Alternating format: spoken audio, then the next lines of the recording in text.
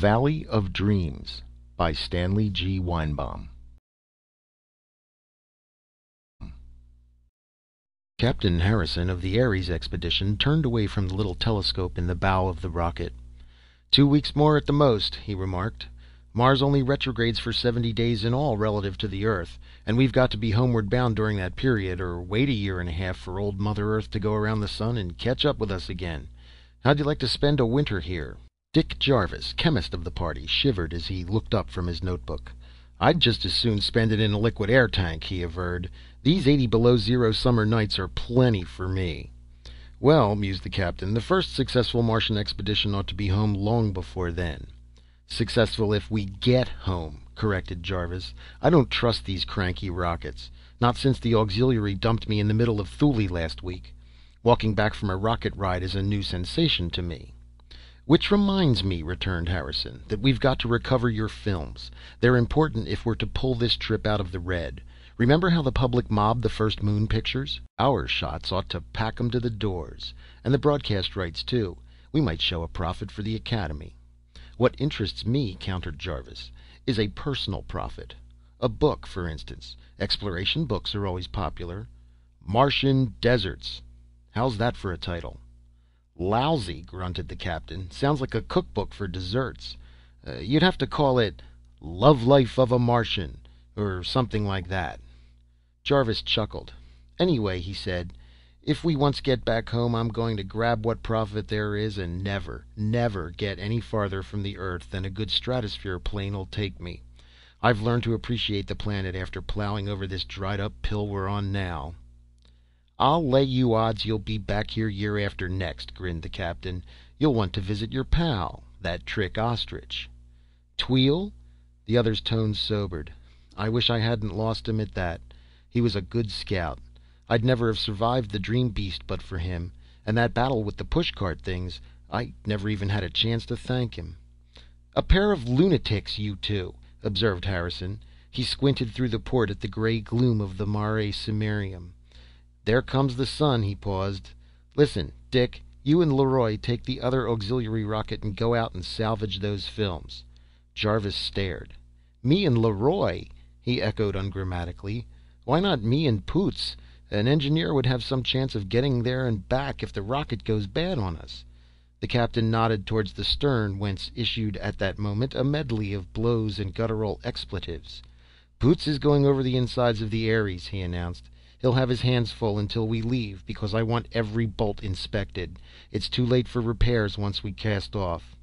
And if Leroy and I crack up, that's our last auxiliary.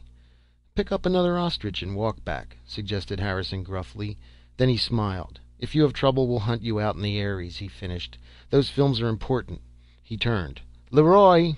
The dapper little biologist appeared, his face questioning. You and Jarvis are off to salvage the auxiliary, the captain said.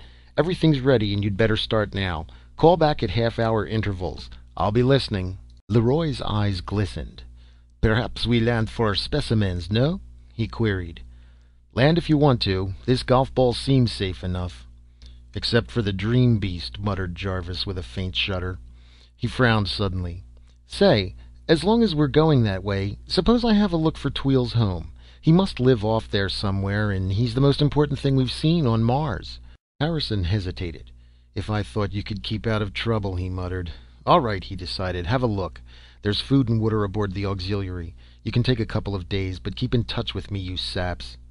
Jarvis and Leroy went through the airlock out to the gray plain.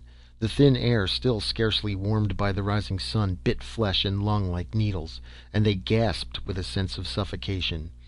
They dropped to a sitting posture, waiting for their bodies, trained by months in acclimatization chambers back on Earth, to accommodate themselves to the tenuous air.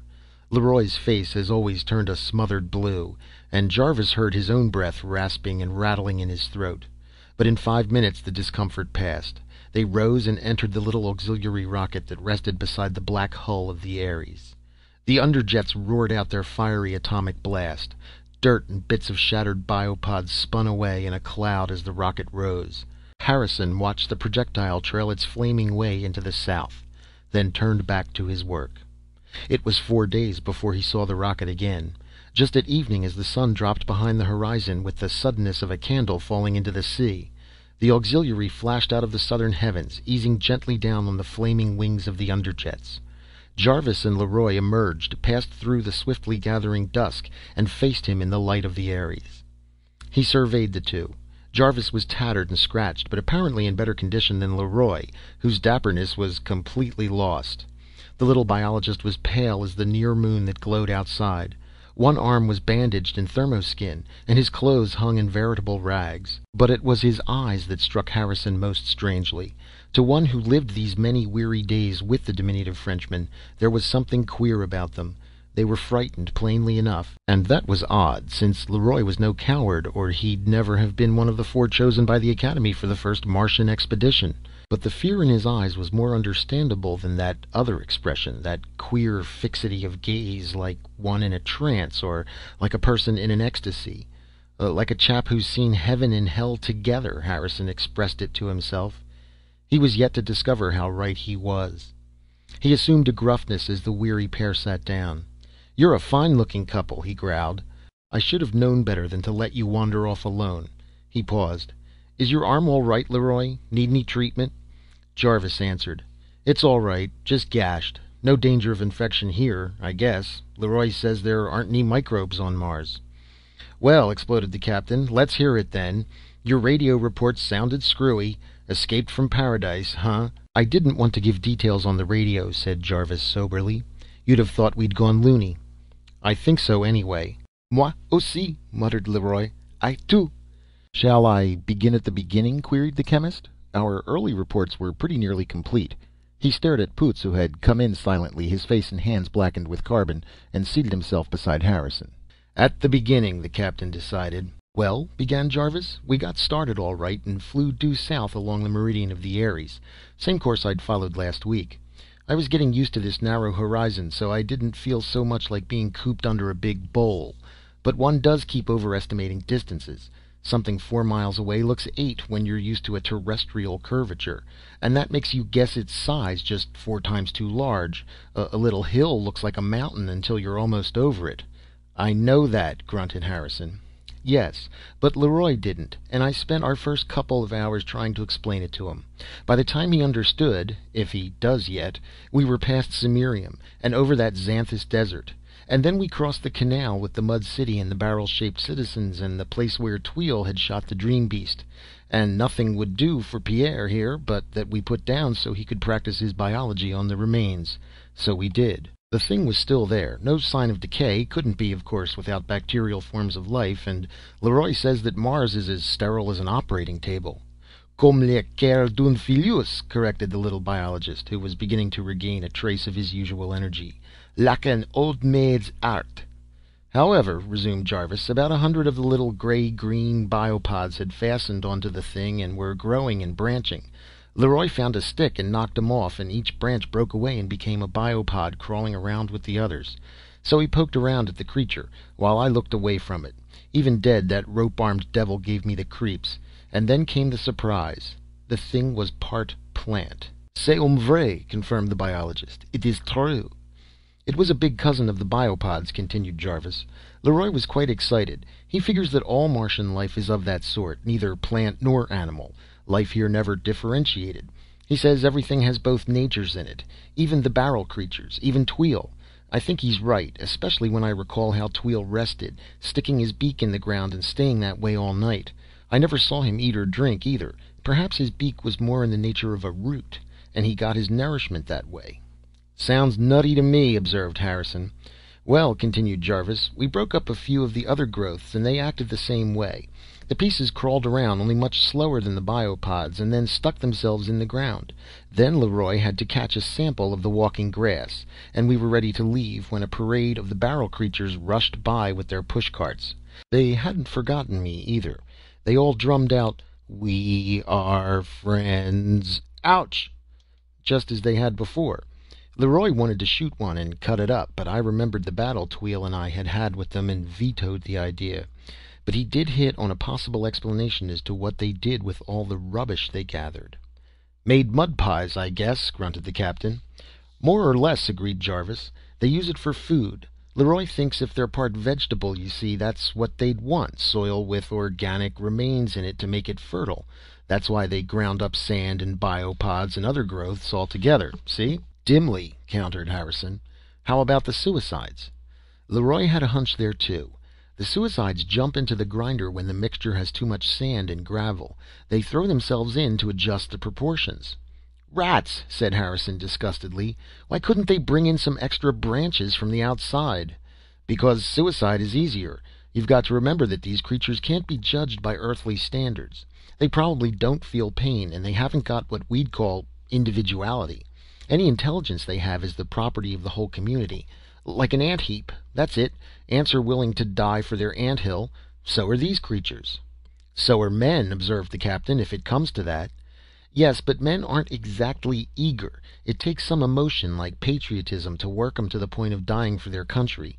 These things do it all in a day's work. He paused. Well, we took some pictures of the dream beast and the barrel creatures, and then we started along.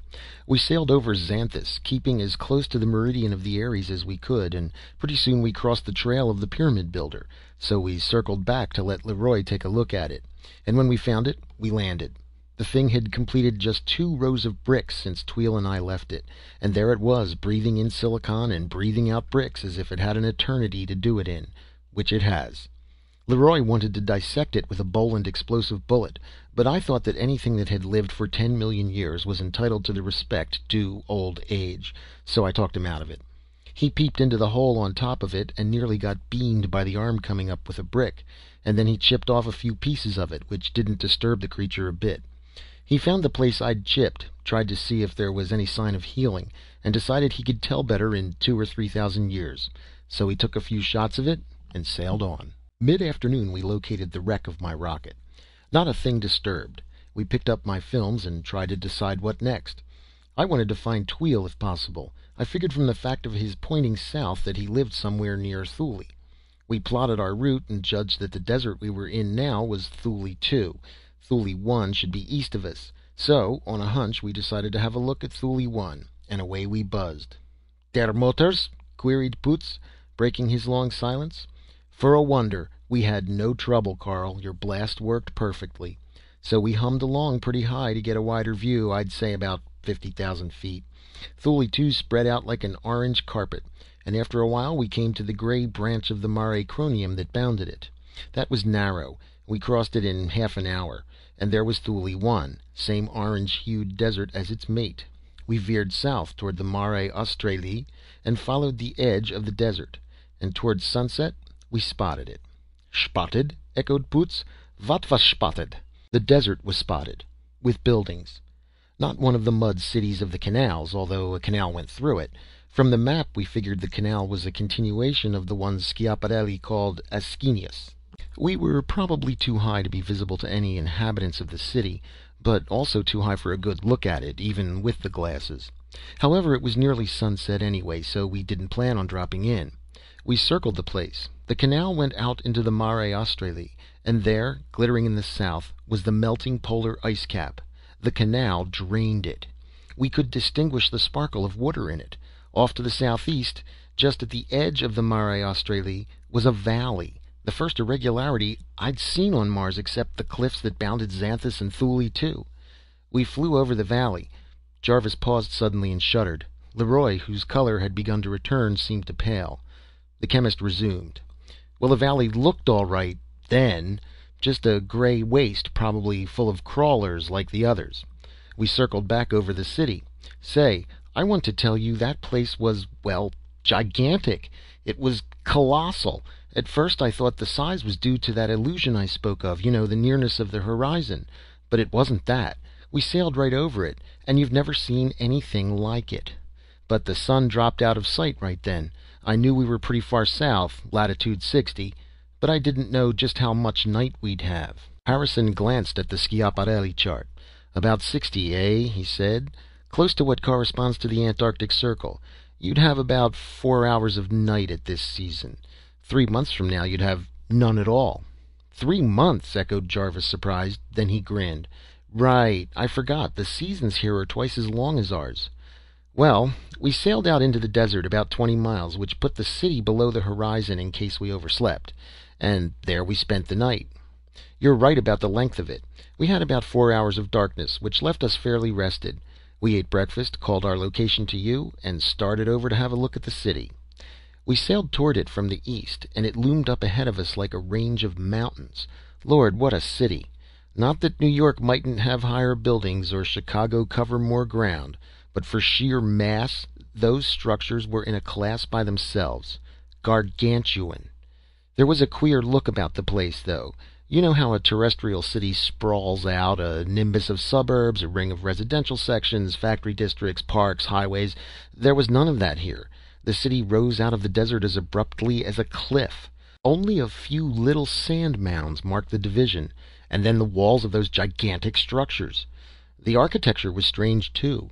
There were lots of devices that are impossible back home, such as setbacks in reverse, so that a building with a small base could spread out as it rose.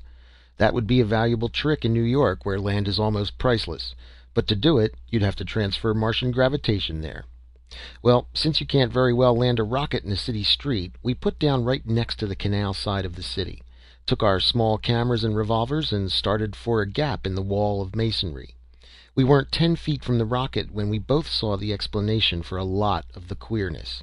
The city was in ruin, abandoned, deserted, dead as Babylon, or at least so it looked to us then, with its empty streets, which, if they had been paved, were now deep under sand. "A ruin, eh?" commented Harrison. "How old?" "How could we tell?" countered Jarvis. "The next expedition to this golf ball ought to carry an archaeologist, and a philologist, too, as we found out later. But it's a devil of a job to estimate the age of anything here. Things weather so slowly that most of the buildings might have been put up yesterday. No rainfall, no earthquakes, no vegetation is here to spread cracks with its roots. Nothing. The only aging factors here are the erosion of the wind, and that's negligible in this atmosphere, and the cracks caused by changing temperature. And one other agent, meteorites. They must crash down occasionally on the city, judging from the thinness of the air and the fact that we've seen 4 strike the ground right here near the Ares." "7," corrected the captain. "3 dropped while you were gone." "Well, damage by meteorites must be slow, anyway. Big ones would be as rare here as on Earth, because big ones get through in spite of the atmosphere, and those buildings could sustain a lot of little ones. My guess at the city's age, and it may be wrong by a big percentage, would be 15,000 years. Even that's thousands of years older than any human civilization. 15,000 years ago was the late Stone Age in the history of mankind." So Leroy and I crept up to those tremendous buildings, feeling like pygmies, sort of awestruck and talking in whispers. I tell you, it was ghostly walking down that dead and deserted street, and every time we passed through a shadow, we shivered. And not just because shadows are cold on Mars. We felt like intruders, as if the great race that had built the place might resent our presence, even across 150 centuries. The place was as quiet as a grave, but we kept imagining things and peeping down the dark lanes between buildings and looking over our shoulders. Most of the structures were windowless, but when we did see an opening in those vast walls, we couldn't look away, expecting to see some horror peering out of it. Then we passed an edifice with an open arch. The doors were there, but blocked open by sand. I got up nerve enough to take a look inside, and then, of course, we discovered we'd forgotten to take our flashes. But we eased a few feet into the darkness, and the passage debouched into a colossal hall. Far above us a little crack let in a pallid ray of daylight, not nearly enough to light the place. I couldn't even see if the hall rose clear to the distant roof, but I know the place was enormous. I said something to Leroy, and a million thin echoes came slipping back to us out of the darkness. And after that we began to hear other sounds, slithering, rustling noises, and whispers, and sounds like suppressed breathing, and something black and silent passed between us and that faraway crevice of light. Then we saw 3 little greenish spots of luminosity in the dusk to our left. We stood staring at them, and suddenly they all shifted at once. Leroy yelled, "Ce sont des yeux!" And they were. They were eyes. Well, we stood frozen for a moment, while Leroy's yell reverberated back and forth between the distant walls, and the echoes repeated the words in queer, thin voices. There were mumblings and mutterings and whisperings and sounds like strange, soft laughter, and then the 3-eyed thing moved again. Then we broke for the door. We felt better out in the sunlight. We looked at each other sheepishly, but neither of us suggested another look at the buildings inside. Though we did see the place later, and that was queer too. But you'll hear about it when I come to it. We just loosened our revolvers and crept along that ghostly street. The street curved and twisted and subdivided. I kept careful note of our direction, since we couldn't risk getting lost in that gigantic maze. Without our thermoskin bags, night would finish us, even if what lurked in the ruins didn't. By and by, I noticed that we were veering back toward the canal. The buildings ended, and there were only a few dozen ragged stone huts, which looked as though they might have been built of debris from the city. I was just beginning to feel a bit disappointed at finding no trace of Tweel's people here, when we rounded a corner, and there he was. I yelled, "Tweel!" but he just stared, and then I realized that wasn't Tweel, but another Martian of his sort. Tweel's feathery appendages were more orange-hued, and he stood several inches taller than this one.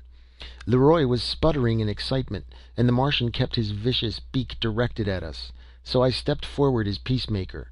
I said, "Tweel?" very questioningly, but there was no result.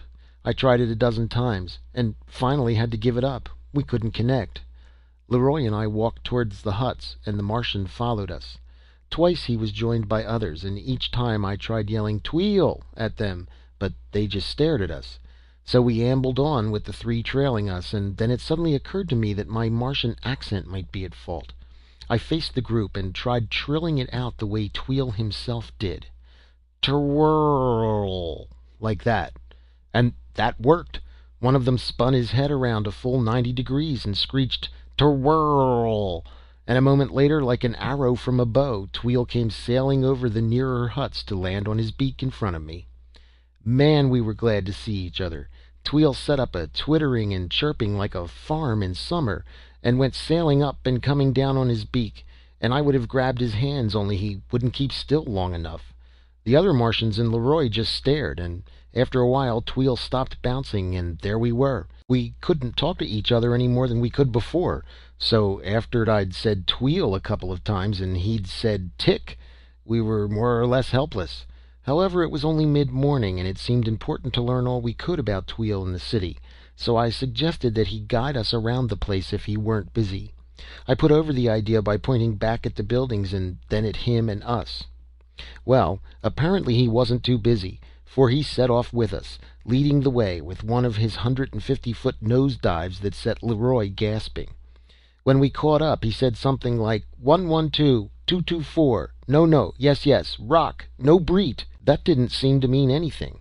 Perhaps he was just letting Leroy know that he could speak English, or perhaps he was merely running over his vocabulary to refresh his memory. Anyway, he showed us around. He had a light of sorts in his black pouch, good enough for small rooms, but simply lost in some of the colossal caverns we went through. 9 out of 10 buildings meant absolutely nothing to us, just vast empty chambers full of shadows and rustlings and echoes. I couldn't imagine their use, and they didn't seem suitable for living quarters or even for commercial purposes. Trade and so forth. They might have been all right as powerhouses, but what could have been the purpose of a whole city full? And where were the remains of the machinery? The place was a mystery. Sometimes Tweel would show us through a hall that would have housed an ocean liner, and he'd seem to swell with pride, and we couldn't make a damn thing of it. As a display of architectural power, the city was colossal. As anything else, it was just nutty. But we did see one thing that registered. We came to that same building Leroy and I had entered earlier, the one with the 3 eyes in it. Well, we were a little shaky about going in there, but Tweel twittered and trilled and kept saying yes, so we followed him, staring nervously about for the thing that had watched us. However, that hall was just like the others, full of murmurs and slithering noises and shadowy things slipping away into corners. If the 3-eyed creature were still there, it must have slunk away with the others. Tweel led us along the wall. His light showed a series of little alcoves, and in the first of these we ran into a puzzling thing. A very weird thing. As the light flashed into the alcove, I saw first just an empty space, and then, squatting on the floor, I saw it, a little creature about as big as a large rat. It was gray and huddled and evidently startled by our appearance. It had the queerest, most devilish little face, pointed ears or horns, and satanic eyes that seemed to sparkle with a sort of fiendish intelligence. Tweel saw it too, and let out a screech of anger, and the creature rose on two pencil-thin legs and scuttled off with a half-terrified, half-defiant squeak. It darted past us into the darkness too quickly even for Tweel, and as it ran, something waved on its body like the fluttering of a cape. Tweel screeched angrily at it and set up a shrill hullabaloo that sounded like genuine rage. But the thing was gone. And then I noticed the weirdest of imaginable details. Where it had squatted on the floor was a book. It had been hunched over a book. I took a step forward. Sure enough, there was some sort of inscription on the pages. Wavy white lines like a seismograph record on black sheets like the material of Tweel's pouch. Tweel fumed and whistled in wrath, picked up the volume, and slammed it into place on a shelf full of others. Leroy and I stared dumbfounded at each other. Had the little thing with the fiendish face been reading? Or was it simply eating the pages, getting physical nourishment rather than mental? Or had the whole thing been accidental? If the creature were some rat-like pest that destroyed books, Tweel's rage was understandable. But why should he try to prevent an intelligent being, even though of an alien race, from reading? If it was reading. I don't know. I did notice that the book was entirely undamaged, nor did I see a damaged book among any that we handled. But I have an odd hunch that if we knew the secret of the little cape-clothed imp, we'd know the mystery of the vast abandoned city and the decay of Martian culture. Well, Tweel quieted down after a while and led us completely around that tremendous hall. It had been a library, I think. At least there were thousands upon thousands of those queer black-paged volumes printed in wavy lines of white. There were pictures, too, in some, and some of these showed Tweel's people. That's a point, of course. It indicated that his race built the city and printed the books. I don't think the greatest philologist on Earth will ever translate one line of those records. They were made by minds too different from ours. Tweel could read them, naturally. He twittered off a few lines, and then I took a few of the books with his permission. He said no, no to some, and yes, yes to others. Perhaps he kept back the ones his people needed, or perhaps he let me take the ones he thought we'd understand most easily. I don't know. The books are outside in the rocket. Then he held that dim torch of his toward the walls, and they were pictured. Lord, what pictures! They stretched up and up into the blackness of the roof, mysterious and gigantic. I couldn't make much of the first wall. It seemed to be a portrayal of a great assembly of Tweel's people. Perhaps it was meant to symbolize society or government. But the next wall was more obvious. It showed creatures at work on a colossal machine of some sort, and that would be industry or science. The back wall had corroded away in part.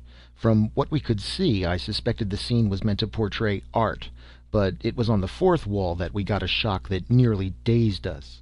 I think the symbol was exploration or discovery. This wall was a little plainer, because the moving beam of daylight from that crack lit up the higher surface, and Tweel's torch illuminated the lower. We made out a giant seated figure, one of the beaked Martians like Tweel, but with every limb suggesting heaviness, weariness. The arms drooped inertly on the chair, the thin neck bent, and the beak rested on the body, as if the creature could scarcely bear its own weight. And before it was a queer kneeling figure.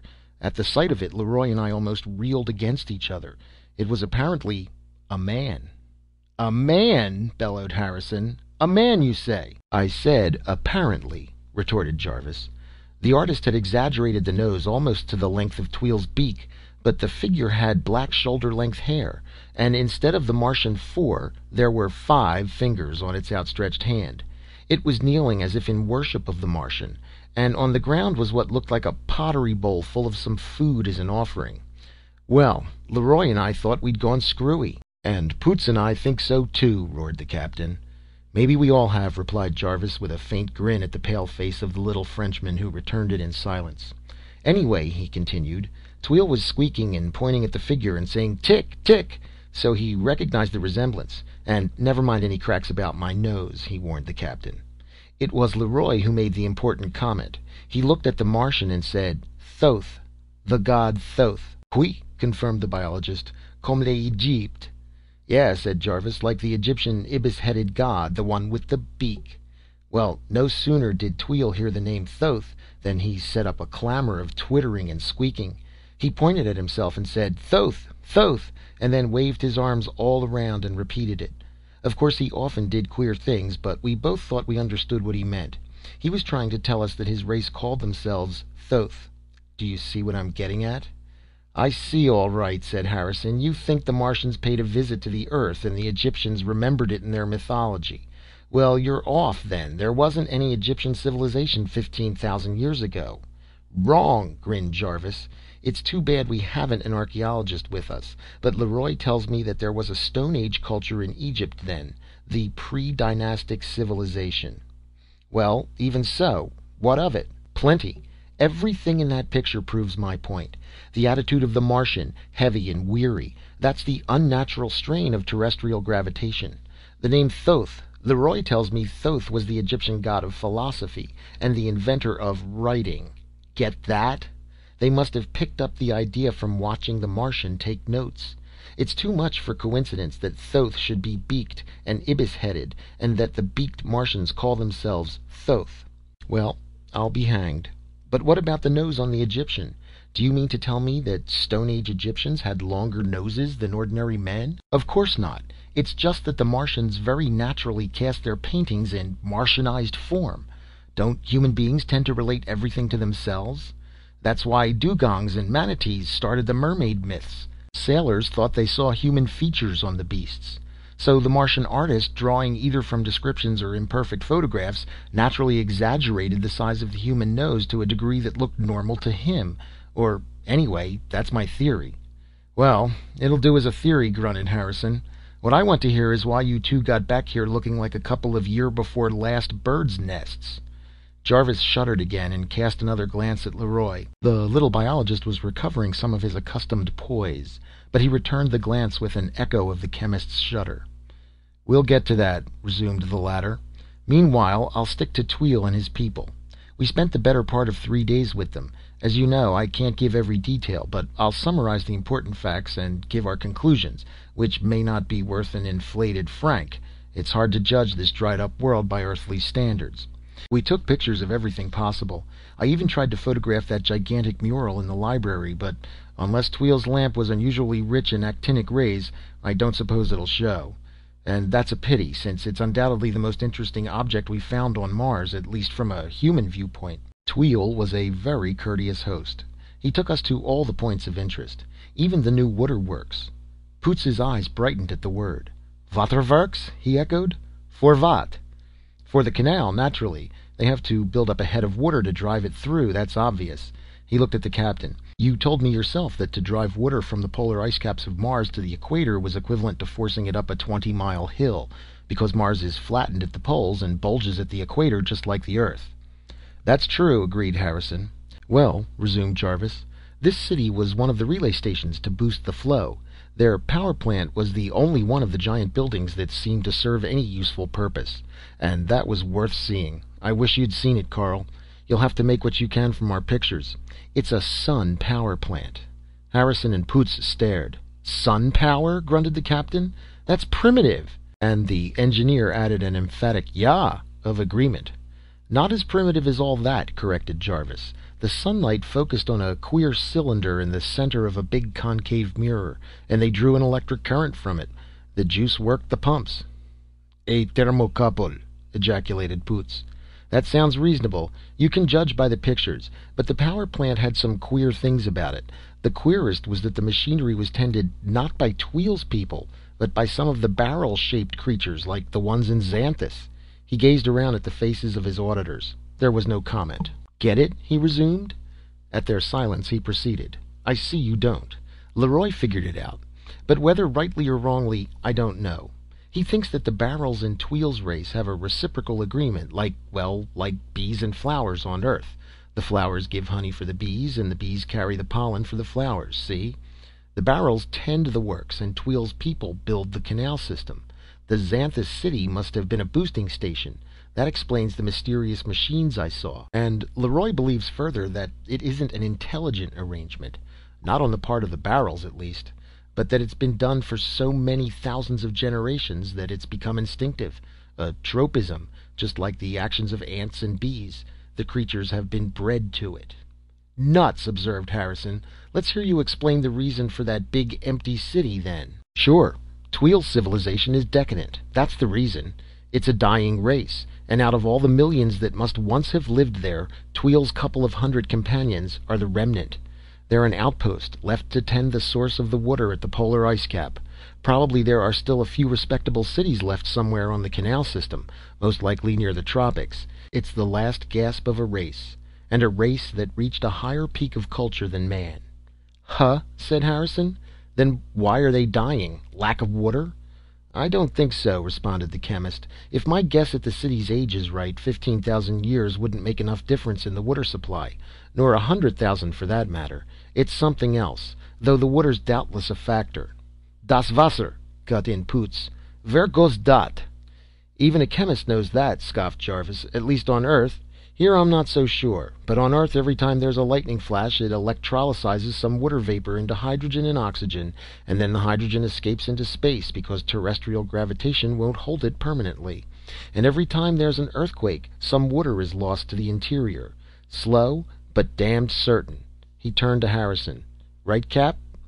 Right, conceded the captain. But here, of course, no earthquakes, no thunderstorms. The loss must be very slow. Then why is the race dying? The sun power plant answers that, countered Jarvis. Lack of fuel, lack of power. No oil left, no coal left. If Mars ever had a carboniferous age, and no water power, just the driblets of energy they can get from the sun, that's why they're dying. With the limitless energy of the atom, exploded Harrison. They don't know about atomic energy. Probably never did. Must have used some other principle in their spaceship. Then, snapped the captain, what makes you rate their intelligence above human? We've finally cracked open the atom. Sure we have. We had a clue, didn't we? Radium and uranium. Do you think we'd ever have learned how without those elements? We'd never even have suspected that atomic energy existed. Well, haven't they? No, they haven't. You've told me yourself that Mars has only 73% of the Earth's density. Even a chemist can see that that means a lack of heavy metals. No osmium, no uranium, no radium. They didn't have a clue. Even so, that doesn't prove they're more advanced than we are. If they were more advanced, they'd have discovered it anyway.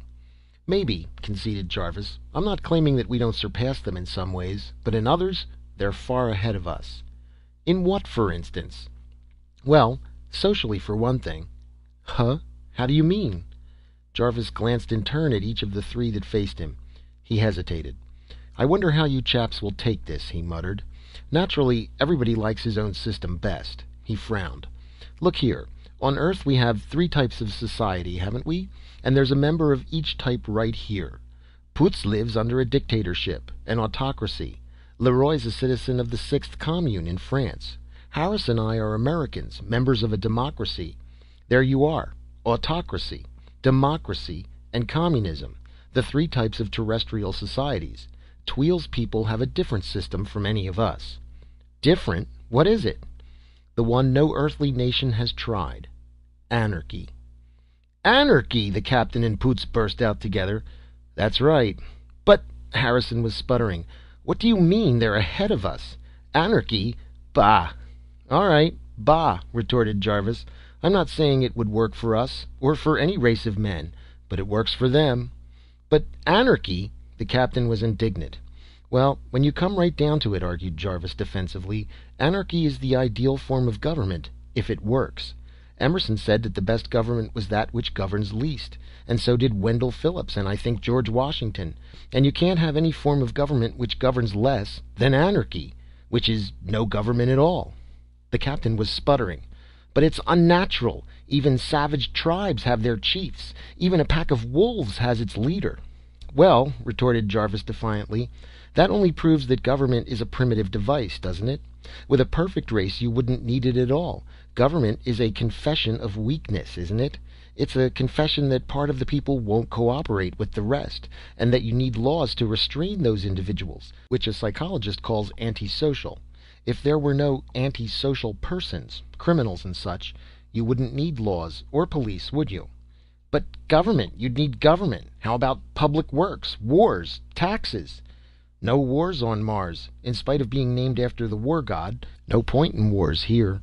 The population is too thin and too scattered, and besides, it takes the help of every single community to keep the canal system functioning. No taxes, because apparently all individuals cooperate in building public works.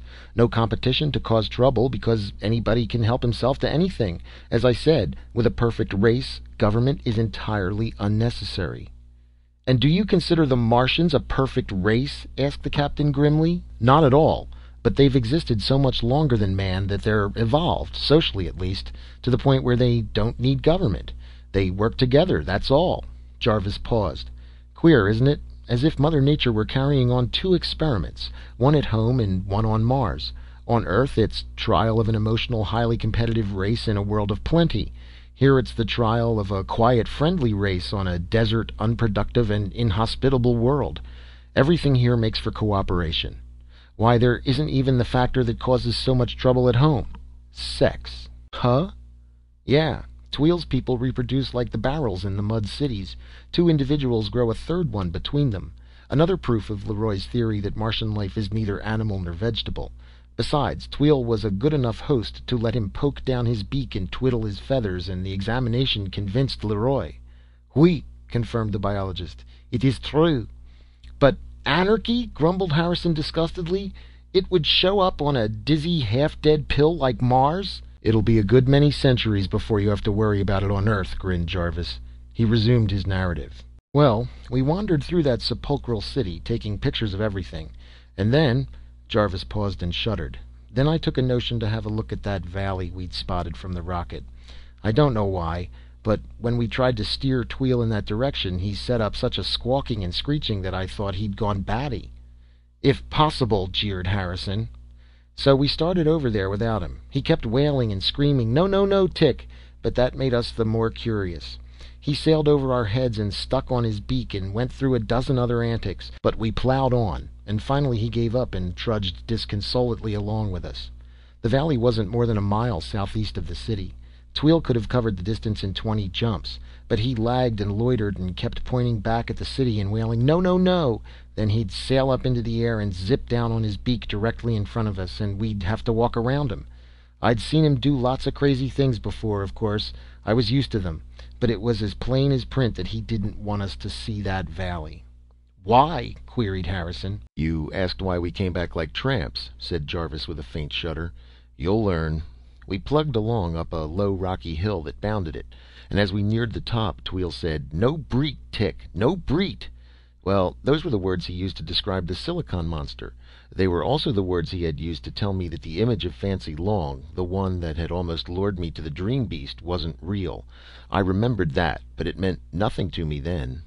Right after that, Tweel said, 'You 112, he 112,' and then I began to see. That was the phrase he had used to explain the dream beast, to tell me that what I thought, the creature thought, to tell me how the thing lured its victims by their own desires. So I warned Leroy. It seemed to me that even the dream beast couldn't be dangerous if we were warned and expecting it. Well, I was wrong. As we reached the crest, Tweel spun his head completely around so his feet were forward, but his eyes looked backward, as if he feared to gaze into the valley. Leroy and I stared out over it, just a gray waste like this around us, with the gleam of the South Polar Cap far beyond its southern rim. That was what it was 1 second. The next, it was paradise." "What?" exclaimed the captain. Jarvis turned to Leroy. "Can you describe it?" he asked. The biologist waved helpless hands. "C'est impossible," he whispered. "Il me remue." "It strikes me dumb too," muttered Jarvis. "I don't know how to tell it. I'm a chemist, not a poet. Paradise is as good a word as I can think of, and that's not at all right. It was paradise and hell in one." "Will you talk sense?" growled Harrison. "As much of it makes sense. I tell you, one moment we were looking at a gray valley covered with blobby plants, and the next— Lord, you can't imagine that next moment. How would you like to see all your dreams made real, every desire you'd ever had gratified, everything you'd ever wanted there for the taking?" "I'd like it fine," said the captain. "You're welcome, then. Not only your noble desires, remember. Every good impulse, yes. But also every nasty little wish, every vicious thought, everything you ever desired, good or bad. The dream beasts are marvelous salesmen, but they lack the moral sense." The dream beasts? Yes, it was a valley of them. Hundreds, I suppose, maybe thousands. Enough at any rate to spread out a complete picture of your desires, even all the forgotten ones that must have been drawn out of the subconscious. A paradise, of sorts. I saw a dozen fancy longs in every costume I'd ever admired on her, and some I must have imagined. I saw every beautiful woman I've ever known, and all of them pleading for my attention. I saw every lovely place I'd ever wanted to be, all packed queerly into that little valley. And I saw other things. He shook his head soberly. It wasn't all exactly pretty.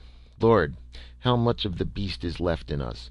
I suppose if every man alive could have one look at that weird valley, and could see just once what nastiness is hidden in him, well, the world might gain by it. I thanked heaven afterwards that Leroy and even Tweel saw their own pictures, and not mine. Jarvis paused again, then resumed. I turned dizzy with a sort of ecstasy. I closed my eyes, and with eyes closed I still saw the whole thing. That beautiful, evil, devilish panorama was in my mind, not my eyes. That's how those fiends work. Through the mind. I knew it was the dream beasts. I didn't need Tweel's wail of "No breed, no breed." But I couldn't keep away. I knew it was death beckoning, but it was worth it for one moment with the vision. "Which particular vision?" asked Harrison dryly. Jarvis flushed. "No matter," he said, "but beside me I heard Leroy's cry of 'Ivan! Ivan!' and I knew he was trapped like myself. I fought for sanity. I kept telling myself to stop, and all the time I was rushing headlong into the snare. Then something tripped me. Tweel. He had come leaping from behind. As I crashed down I saw him flash over me straight toward what I'd been running to, with his vicious beak pointed right at her heart." "Oh," nodded the captain. "Her heart." "Never mind that. When I scrambled up, that particular image was gone, and Tweel was in a twist of black, ropey arms, just as when I first saw him. He'd missed a vital point in the beast's anatomy, but was jabbing away desperately with his beak. Somehow the spell had lifted, or partially lifted. I wasn't 5 feet from Tweel, and it took a terrific struggle, but I managed to raise my revolver and put a Bolan shell into the beast.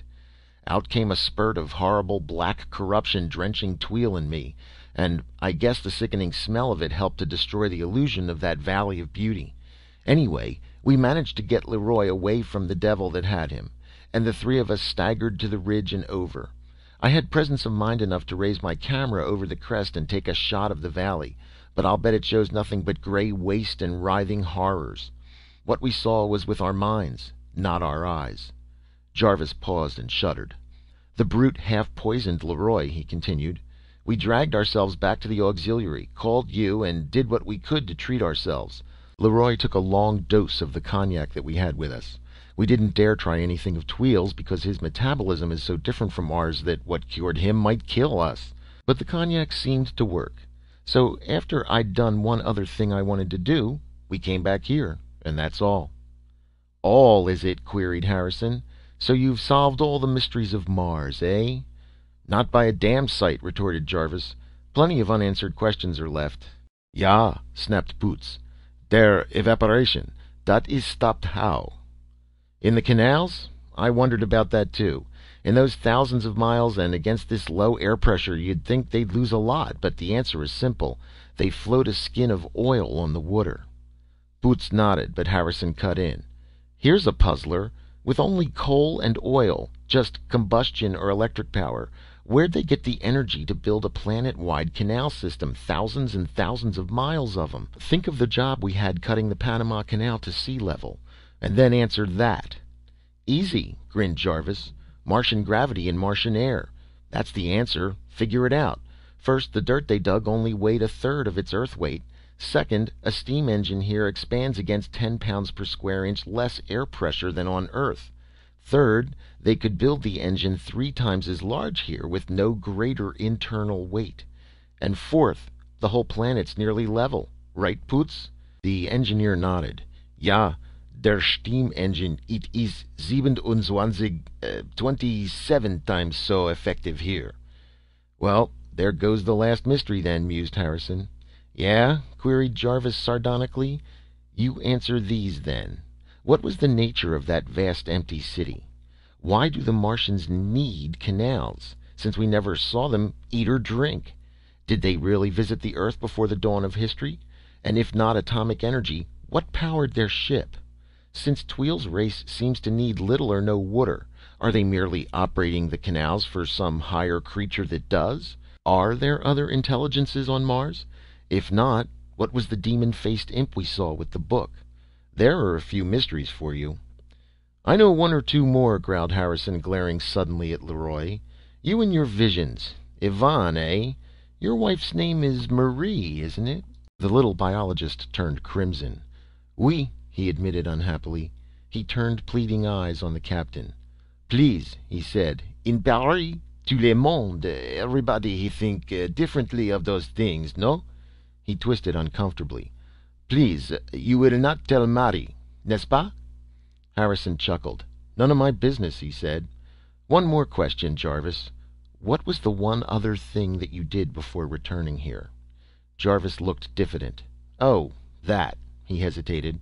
Well, I sort of felt we owed Tweel a lot, so after some trouble we coaxed him into the rocket and sailed him out to the wreck of the first one over on Thyle II.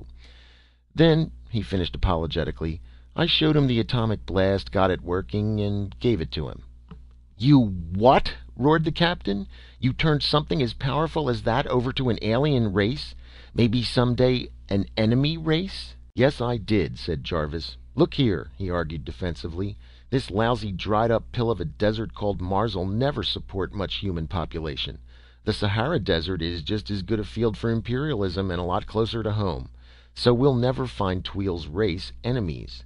The only value we'll find here is commercial trade with the Martians. Then why shouldn't I give Tweel a chance for survival? With atomic energy, they can run their canal system 100% instead of only 1 out of 5, as Poots's observations showed. They can repopulate those ghostly cities. They can resume their arts and industries. They can trade with the nations of Earth. And I'll bet they can teach us a few things. He paused. If they can figure out the atomic blast, and I'll lay odds they can, they're no fools. Tweel and his ostrich-faced Martians.